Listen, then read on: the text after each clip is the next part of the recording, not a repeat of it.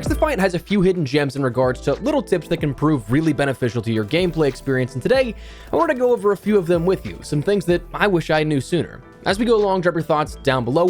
What do you think of these little tidbits of information? They help you out at all? Looking forward to using them, liking XDefiant as a whole, whatever the case, drop your thoughts down below. But if you enjoyed the video, do me a favor and drop a like on it. And if you're new to the channel, make sure you subscribe to stay updated with all things XDefiant, Black Ops 6, and even more FPS content here on the channel. We've got a really busy summer that I'd love to have you in the community for. But for now, let's jump into a few things that I want to share that, again, I wish I knew sooner rather than later, so that hopefully these can help you out as well. So first, I'm bound to forget a few things, but if you want to add anything to this list, feel free to. But firstly, let's start out with some XP tips. This one in particular, as our lead off, will be really beneficial next XP event. I didn't get a chance to really play a whole ton this weekend just for some travels with the holiday weekend, but double XP boosters stack on top of double XP events to make quad XP in that time. So of course that is something that you're limited to however many XP boosters you end up having, and it is something that's limited to just those sort of weekends that we don't even know when the next one will be, but when it comes around, it is very beneficial to use those at the same time. Now, talking XP boosters, another thing that I think is incredibly important to know is that XP boosters count down real time, not match time. However, that is something that will not actually be the case forever. That has already been mentioned that it's going to be adjusted in the future, but for right now, if you end up using any of these XP boosters, it will count down real time, not in-game time. So 20, 40, or 60 minutes from whenever you activate it, not 20, 40, 60 minutes in-game. The final thing in regards to just little XP tips here and little bits of information, commend your teammates at the end of the match. We talked about this before, but it is something you get 200 per received commendation, and you get 100 XP every time you give one. Now, granted, there's only one opportunity to give a commendation to one other player on your team at the end of the match, but I mean, if it's something that universally everybody's commending everybody, it's just a free little boost to XP. So if you're watching this, commend your teammates. Maybe we can end up starting a movement here in the community. But anyways, one final thing to note, not really a tip, but more so just to let you know type of thing. Right now, it seems the max rank overall in XDefiant is 100, but there will be prestigious coming in the future, looking like Season 1. As for some gameplay tips, a little reminder that loadouts can be edited in-game. So that's something that if you unlock an attachment, you don't have to wait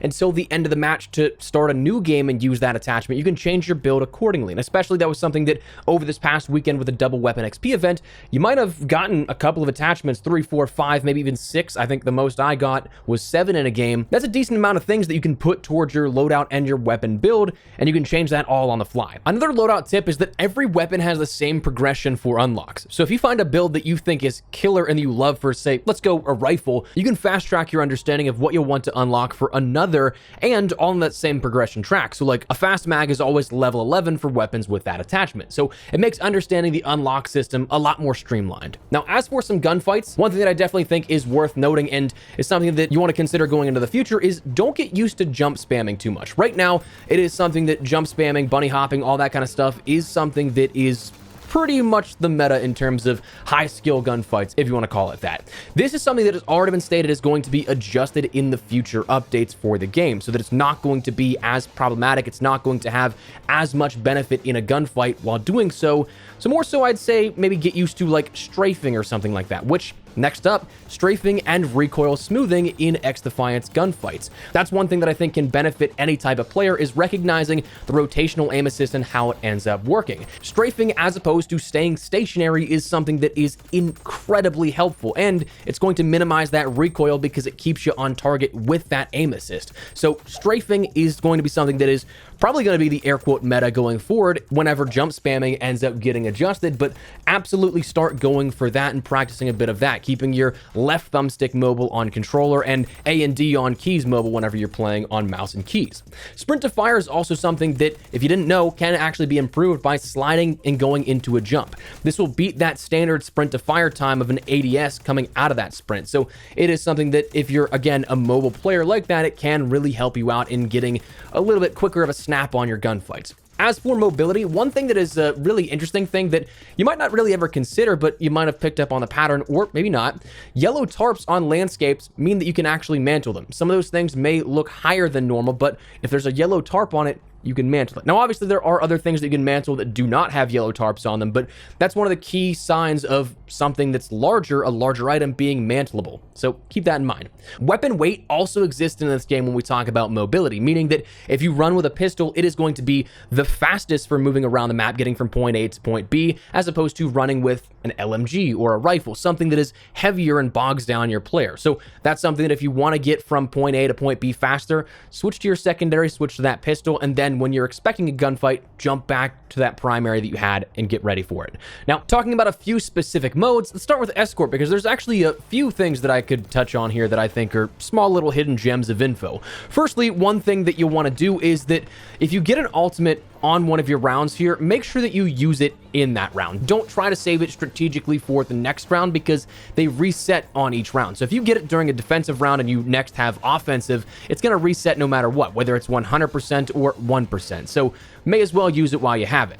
Next, your streaks also don't transfer from round to round. That progress resets, where if you're like on a 17 kill streak, it will show as a 0 kill streak, then to 1 with your first kill. So that's a little lesser an important thing. I mean, that's one thing that only you can see, and it doesn't really hurt or help your team out at all, but that's something to take into consideration information-wise. Next, let's talk a little bit about the package in Escort. Now, firstly, pushing the package with more players on that increases the speed of the package, so you can move it quicker and progress that a little faster the more people you have around it. Now, it is something that may or may not be advantageous because you're all in one spot. One well-placed grenade by your enemy can derail your entire push, but at the same time, while it might be nice to have some players playing the peripherals and picking off enemies while you or a teammate are pushing that package, it's really subjective and dependent on the lobby. Then, the Escort package will also refill ammo, not only just for offensive players, but defensive players as well. So if you're going on a streak here, it is something you can refill your ammo from that. And it's actually the only way to refill your ammo, minus running over weapons. No scavenger or ammo sharing factions available just yet, so that's something that is a huge help. And I think, honestly, in Escort, you can go on some pretty decent streaks because it is a pretty much just back and forth tug of war. So that is something that can be very beneficial, I think, again, if you go on a little bit of a tear. Domination, more players on the objective equals a faster capture. So if you and a squad can jump on B flag real quickly, you can get that done a lot quicker than if it was just a solo capture. For things like Occupy, just like in COD, the match time will pause when on the Occupy zone and counting towards that. It will also restart either when no one is on that hill or when it is contested. So when you and an enemy are both contesting that, the match time will go down and not credit score.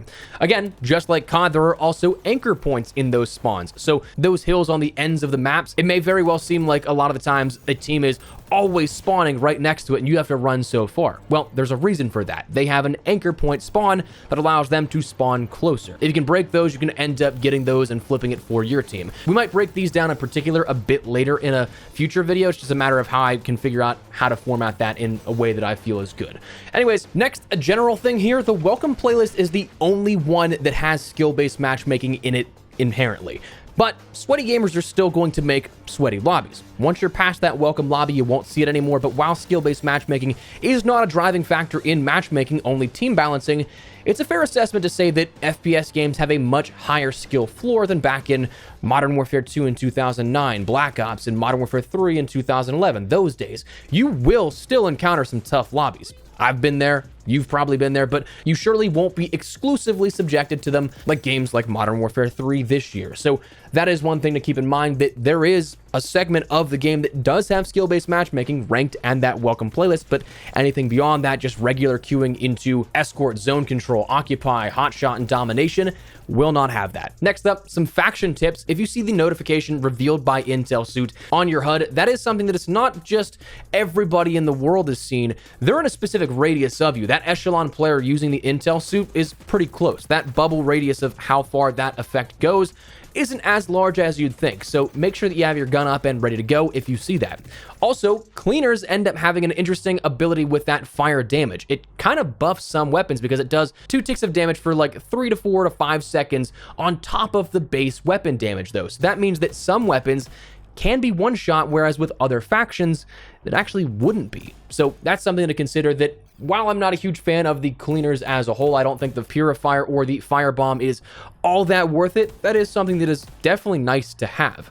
Then Echelon's Intel suit, if you end up using this, it's actually going to show people who have the digital camo on as well. So even when you're camouflaged, you're not too safe from the enemies. That's just one thing to keep in mind. Now that said, some abilities of factions are quite annoying, but there's actually some counters to them. For one, the dead sick facehugger, that little robot there, that is something that can be destroyed by looking down and shooting. It also can be meleeed as soon as it jumps on you, but that one's just more of a timing thing.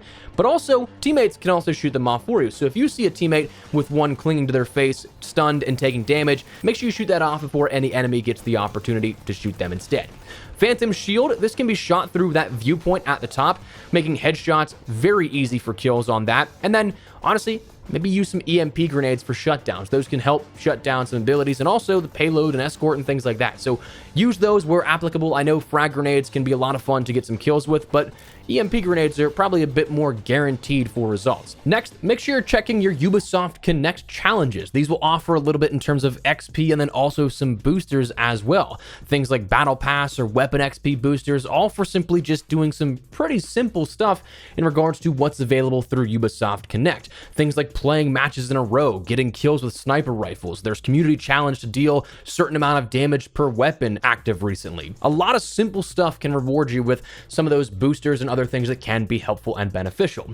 Additionally, more reward tips, check out the referral program. If you have some friends that you want to get to play, send them a link unique to your account and you can actually end up getting some things like weapon boosters, battle pass tiers, player cards, weapon skins, and other things along with that. Upwards of 10 friends available. I mean, the one for that's really insanely beneficial is that if you refer 6 friends, you get 5 60-minute weapon XP boosters. That is a lot of XP time to rank up weapons. And again, as we mentioned, if you can end up saving those and you don't want to rank up your weapons until the next double XP event, you can have 5 hours of quad XP at that point. So that is going to be massive if you can end up getting those. So check that out. And also for some free skins, make sure you check out the Twitch drops that are enabled on your favorite streamers' channels. You can end up just simply getting stuff for watching or even having it tabbed. You don't even have to be like intently chatting or anything like that. You can have it tabbed in a second monitor or a secondary window or something like that, but just have your accounts linked and tune into a stream. Finally, in regards to some tips here, bright versus dark flashbangs, that accessibility feature is honestly one that I love that they brought over into XDefiant. Modern Warfare 3 has that. I think, if I'm not mistaken, Battlefield 5 has that and a couple of other FPS games, so they're not the first to do it, but they're certainly not the latest either. But it's honestly one that I think is a great accessibility feature, something that does not blind you, because how many games have you played at night where it's just like absolute blinding brightness whenever you get flashbanged?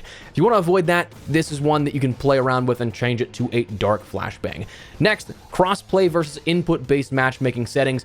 Absolutely make sure you're touching these. This is all preference-based, but I know that for console players, going up against PC may not be the most preferred thing. You can disable that in your matchmaking and account settings. For Xbox players, it's something that I think you actually have to use the Xbox settings for crossplay, not in-game, however, so that's one thing that it's not an extra step, but just a different place to look for that step. And then finally, the last things to talk about aren't necessarily tips, but more so things, again, I wish I would have known sooner because they'd help me and think I'm not losing my sanity. Number one, sometimes reticle and iron sights are not aligned, which makes gameplay feel off. So if you're shooting and it seems like your shots aren't going where they're placed, it's very possible that your reticles and iron sights just are not visually showcasing where your actual aim point is, as strange as that sounds. And also, sometimes that muzzle flash on weapons and where the weapon is firing are off by about a frame or two, which also makes it feel like your aim is off because your shot's fired, but it doesn't visually register that you shot that bullet unless you're looking directly at your ammo count, which you're probably never going to be able to watch that ammo count and the muzzle flash all within that 1 to 2 frame difference. If you can, you probably have the ability to slow down time, in which case that's a different story for a different day. You're a superhero.